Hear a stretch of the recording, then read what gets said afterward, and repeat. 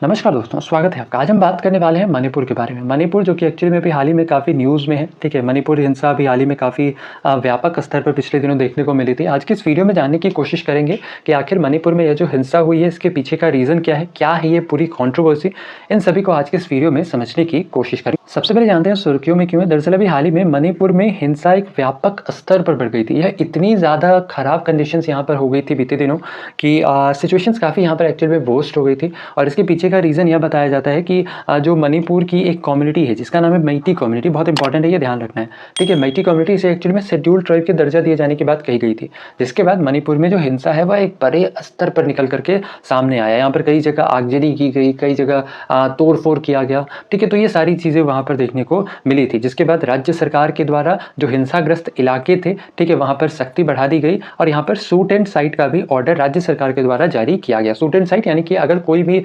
असामाजिक तत्व जो कि हिंसा को भड़काने की कोशिश कर रहा है तो वैसे कंडीशन में उसे देखते ही गोली मार देने तक का आदेश राज्य सरकार के द्वारा दिया गया।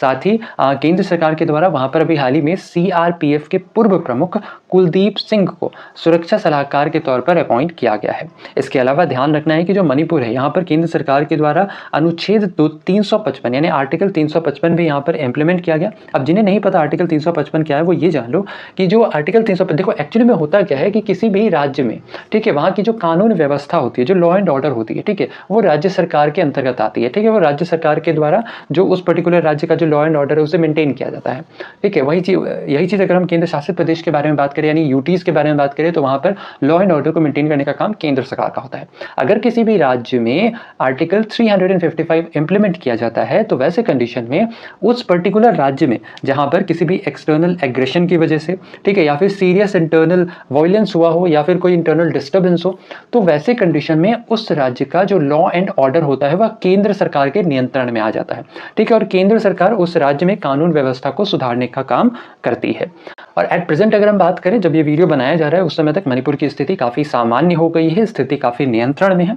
अब बात करते हैं कि आखिर यह मामला था क्या, यह पूरी कंट्रोवर्सी थी क्या।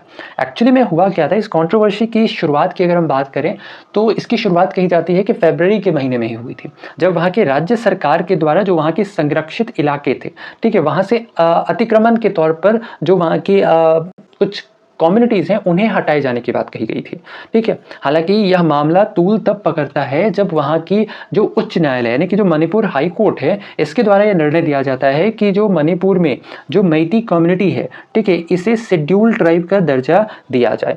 जिसके बाद क्या होता है कि जो मणिपुर है यहाँ पर ट्राइबल्स और नॉन ट्राइबल्स के बीच में जो तनाव है यह काफ़ी ज़्यादा बढ़ जाता है और यह बढ़ते बढ़ते हिंसा का रूप ले लेता है। अब बात करते हैं आखिर यह पूरा मामला एक्चुअली में था क्या, यानी कि जो मणिपुर है यहाँ की जियोग्राफिकल स्ट्रक्चर को समझने से आपको यह पता चल जाएगा कि यहाँ पर यह पूरा मामला एक्चुअली में है क्या। देखो जो मणिपुर है ना, यहाँ पर अगर हम 2011 के सेंसस के अकॉर्डिंग देखें तो यहाँ की जो मैती कम्युनिटी है तकरीबन 53% है, जो कि एट प्रेजेंट अगर हम बात करें तो यह तकरीबन 64% हो गई है, ठीक है। जबकि जो यहाँ की जो नागा है यह 24% और कुकी और या फिर जोमी ट्राइब से यह तकरीबन 15% यहाँ पर निवास करती है। अब एक्चुअली में हुआ क्या है कि यहाँ की जो मैती समुदाय है इसे शेड्यूल्ड ट्राइब का दर्जा दिए जाने की बात कही गई है और ये जो मैती समुदाय है यह यहाँ पर बहुल मात्रा में है ना, यानी कि हम कह सकते हैं कि जो मणिपुर की आबादी है उसका मेजॉरिटी हिस्सा जो है वह मैती समुदाय का ही है, ठीक है। इतना ही नहीं बल्कि मणिपुर में जो 60 MLAs की जो विधानसभा है इसमें तकरीबन 40 MLAs जो है वो मैती कम्युनिटी से ही बिलोंग करते हैं और बाकी के केवल 20 MLA जो हैं वो बाकी के अदर कम्युनिटी से बिलोंग करते हैं।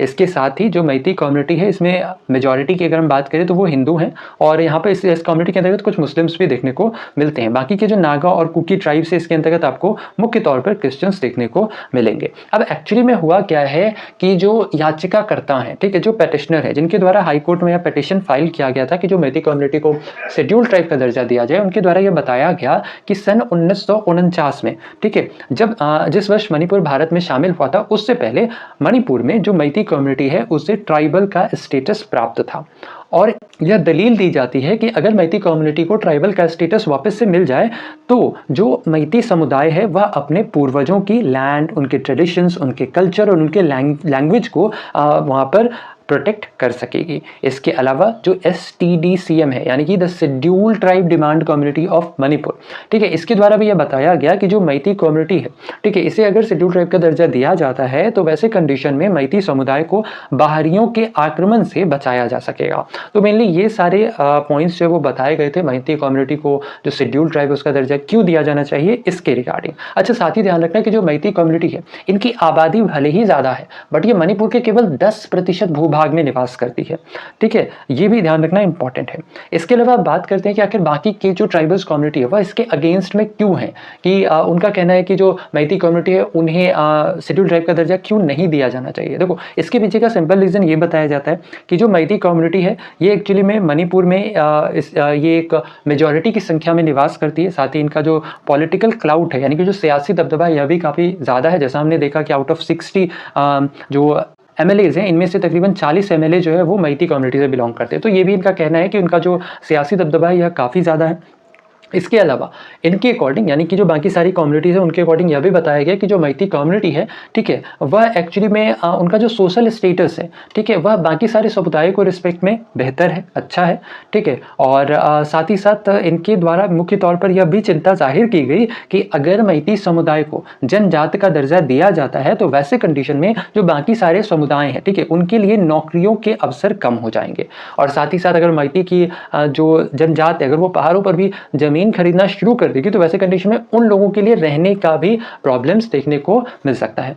तो ये मेनली कुछ रीजंस बताए गए थे जो बाकी सारी कम्युनिटीज वहां निवास कर रही है अदर देन मैती कम्युनिटी इनके द्वारा। तो ये था, तो बेसिकली जो यह विवाद है यह इसी वजह से हुआ था कि जो मैती कम्युनिटी से ST का दर्जा दिया जाने की बात की गई थी, जिसकी वजह से बाकी सारी कम्युनिटीज इसके अगेंस्ट में आई थी और यह विवाद इतना बढ़ गया कि यह हिंसा का रूप ले लिया था। ऐसे में आपकी क्या राय है इस पूरे मामले में? आप अपनी राय हमें नीचे कमेंट सेक्शन में बता सकते हैं। तो ऐसे में आज के लिए इतना ही। उम्मीद है वीडियो आपको इन्फॉर्मेटिव लगा होगा। अगर वीडियो पसंद आया है तो वीडियो को लाइक शेयर, चैनल पर अगर नए हैं तो चैनल को सब्सक्राइब करना बिल्कुल ना भूलें ऐसे इन्फॉर्मेटिव वीडियोस के लिए। तो ऐसे में आज के लिए इतना ही। अपना ख्याल रखें, स्वस्थ रहें, सुरक्षित रहें। आपसे फिर अगले वीडियो में मुलाकात होगी, तब तक के लिए धन्यवाद। गुड बाय, टेक केयर, जय हिंद।